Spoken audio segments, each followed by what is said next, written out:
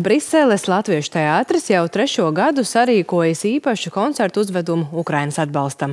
Šogad ar uzvedumu Vēstules ir izdevies savākt vislielāko summu šo gadu laikā – vairāk nekā 3000 eiro, kas ar Ganta fonda starpniecību tiks nodoti sapieriem pie Zaporižas. Sadarbībā ar portālu latviešu.com vairāk stāsta Ilze Kalve. Krašņajā Terverūnas 13. gadsimtā celtajā Svētā Jāņa baznīcā, kas atrodas 11 km attālumā no Briseles, koncertu uzvedums Vēstules pulcēja ap 160 skatītāju.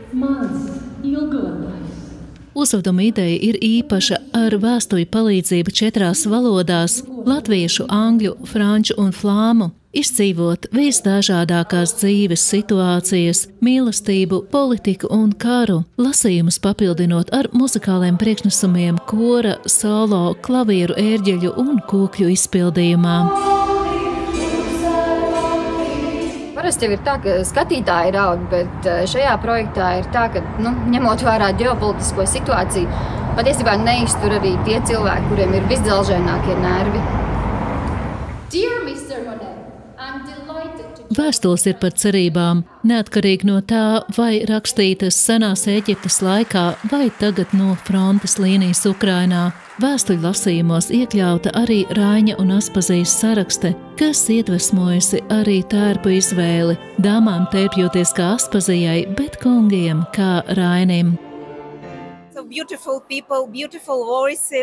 Tik saposti cilvēki, skaistas balsis, skaistas dziesmas, tas ir ļoti iespaidīgi. Esmu ļoti pateicīga par jūsu atbalstu. Milzīgs paldies par šo koncertu. Ļoti patika, kad tika lasītas vēstules dažādās valodās, kas savukārt, uzrunā arī citautiešus un parāda to, cik ļoti tuvu mums ir kultūra. 102.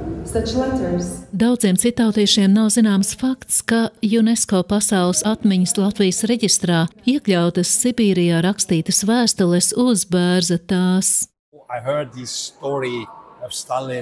Dzirdēju stāstu par Staļinu, kurš sūtīja cilvēkus uz Sibīriju, kā pūlījās iznīcināt dažu tautu kultūru, tādu kā latviešu, taču tas viņam neizdevās un galu galā kultūras plaukst un zeļ. Koncerta laikā ziedojumos Ukrainai jau savākts vairāk kā 3000 eiro, taču ziedojumu vākšana turpinās. Tas joprojām ir vajadzīgs, pat varbūt vairāk nekā iepriekš, jo parāda gan mūsu pilsonisko stāju, gan arī mēs finansiāli palīdzam cilvēkiem, kas to dara uz vietas Ukrainā. Pēc koncerta tika dalītas pašu ar roku rakstītas vēstules, par ko apmeklētāji bija sajūsmā.